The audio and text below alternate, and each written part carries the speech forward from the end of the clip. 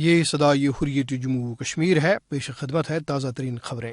مقبوضہ کشمیر میں 5 اگست سے مسلسل جاری فوجی محاصرے کے باعث وادی کشمیر کے محصور رہائشیوں کو شدید مشکلات کا سامنا ہے اور شدید سرد موسم میں ان کے مصائب مزید بڑھ گئے ہیں۔ وادی کشمیر میں مسلسل 145ویں روز بھی بھارتی فوج کا محاصرہ جاری رہا۔ جماعت اسلامی کے غیر قانونی طور پر نظر بند رہنما غلام محمد بٹ کی بھارتی ریاست اتر پردیش کی الہ آباد جیل میں حالیہ فوتگی نے بھارتی جیلوں میں نظر بند دیگر سینکڑوں کشمیریوں کے اہل خانہ کو پریشانی میں مبتلا کر دیا ہے۔ Jammu Kashmir coalition of civil society کے صدر پرویز امروز نے سری نگر میں ایک انٹرویو میں کہا ہے کہ کشمیری نظر بندوں کو مقبوضہ کشمیر سے باہر کی جیلوں میں رکھنا بھارتی سپریم کورٹ کی ہدایات اور عالمی قوانین کی بھی خلاف ورزی ہے۔ Jammu Kashmir coalition of civil society کے ایک تحقیق کار عرفان معراج نے کہا ہے کہ انہوں نے نظر بندوں کے اکثر اہل خانہ کو پریشان پایا ہے کیونکہ ان کا اپنے نظر بند پیاروں کے ساتھ عملی طور پر کوئی رابطہ نہیں ہے۔ سری نگر کی تاریخی جامع مسجد کے امام ہائی سید احمد نقشبندی نے نماز جمعہ کے اجتماع سے خطاب کرتے ہوئے کہا ہے کہ علاقے میں بڑی تعداد میں بھارتی فوجیوں کی تعیناتی کی وجہ سے پیدا ہونے والے خوف کے باعث مسجد میں نماز کی ادائیگی کے لیے آنے سے لوگ کتراتے ہیں۔ انہوں نے حریت فورم کے چیئرمین میر وائز عمر فاروق سمیت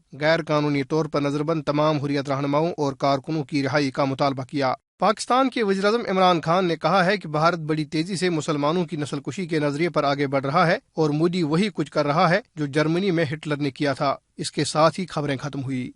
مقبوضہ کشمیر کے بعد مودی نے بھارت میں جو آگ لگائی ہے وہ بجھتی نہیں بلکہ پھیلتی ہی نظر آ رہی ہے۔ عالمی برادری کو مقبوضہ کشمیر کی صورتحال کا نوٹس لینا ہوگا۔ اس حوالے سے سنتے ہیں جموں و کشمیر ماس موومنٹ کی وائس چیئرمین اور حریت کانفرنس آزاد کشمیر شاخ کے رہنما عبد المجید میر کی گفتگو۔ مقبوضہ کشمیر میں مسلسل 145 دن سے لاک ڈاؤن جاری ہے جو ایک سوچی سمجھی سازش کے تحت نافذ کیا گیا ہے، جس کا مقصد کشمیریوں پر ظلم و تشدد کے علاوہ کشمیر کے قدرتی وسائل کو تباہ کرنا ہے، بچوں کو تعلیم سے دور رکھنا، معاشی دہشت گردی، ٹیلی فون اور انٹرنیٹ کی سہولیت سے دور رکھنا۔ نریندر مودی، اگر آپ کا یہ خواب ہے کہ ہم کشمیریوں کو مختلف یونٹوں میں تقسیم کر کے کشمیری لوگ ہندوستان کو تسلیم کریں، یہ آپ کا خواب ہی رہے گا۔ اگر آپ کشمیریوں کو ان کی پیلٹ گن سے بینائی چھین کے، ماؤں سے ان کے لخت جگر ان کے سامنے شہید کر کے آپ کشمیریوں کا سوچ بدل سکتا ہے، یہ ممکن نہیں۔ اقوام عالم کشمیریوں کی آواز سنے یا نہ سنے،